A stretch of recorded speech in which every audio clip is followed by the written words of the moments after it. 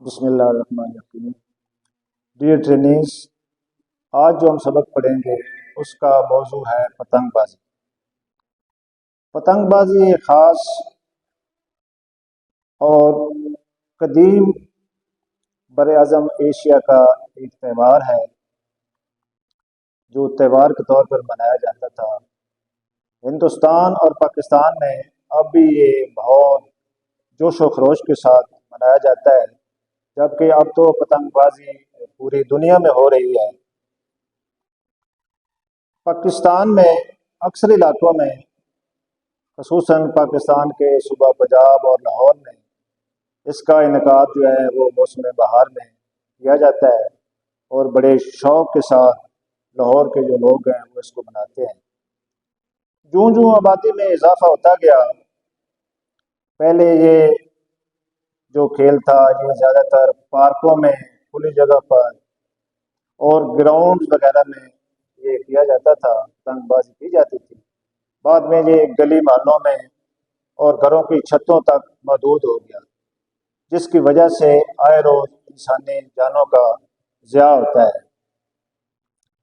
جب سے پتنگ بازی میں یہ دھاتی ڈور، کیمیکل سے یہ لگی ڈور، نیلون کی ڈوریں اور اس سے تیار کیا گیا خطرناک اور سخت قسم کی ڈور استعمال ہونے لگی ہے، جس کی وجہ سے انسانی جانوں کا ضیاع اور نقصان ہو رہا ہے۔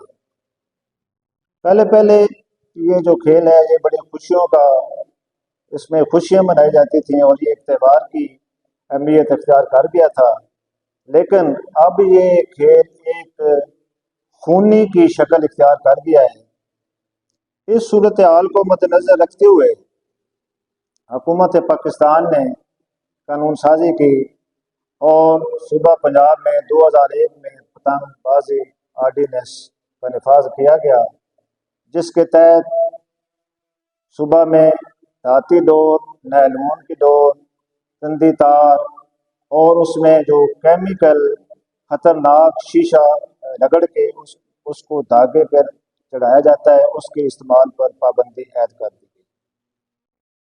دفعہ 4 کے تحت یہ جرم ہے اور اس کی سزا ہے کہ کوئی بھی نہ پتنگ بنائے گا اور نہ فروخت کرے گا، نہ اس کی اعانت کرے گا اور نہ ہی کسی کو اس کھیل میں یا شامل ہونے کی دعوت دے گا، نہ مینوفیکچر کرے گا، نہ سٹور کرے گا اور نہ ہی یہ تار کسی دوسرے کو استعمال کرنے کی دعوت دے گا۔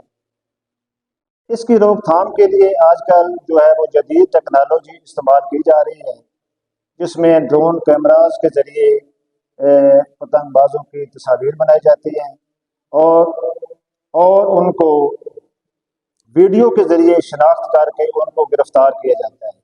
اس کے علاوہ جو بلند عمارتیں ہیں ان پہ دوربین کے ذریعے ان کی تصاویر بنا کر ان کو گرفتاری میں مدد کی جاتی ہے۔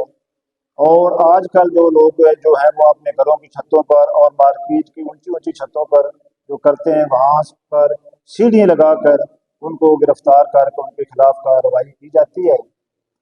یہ ایک خونی کھیل ہے اور یہ جرم ہے، اس لیے اس سے اجتناب کریں اور قیمتی جانوں کو ضیاع کو بچائیں۔ تھینکس۔